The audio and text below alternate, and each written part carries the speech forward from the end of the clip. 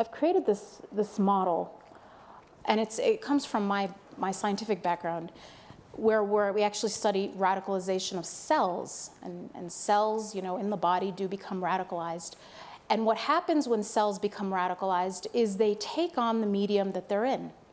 So if you have a group of cells in blue dye, when they become radicalized, they're still covered with that blue dye.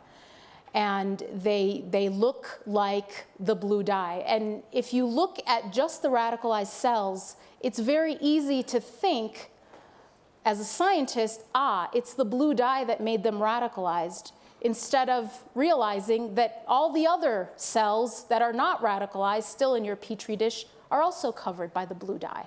And that's exactly the case when we look at the data. The 7% who think that 9/11 is completely justified, about 91% of them say religion is an important part of their daily life. Guess what? The other 93%, 93% of them say religion is an important part of their daily life. They're statistically identical. So I go back to the idea, religion is not absent.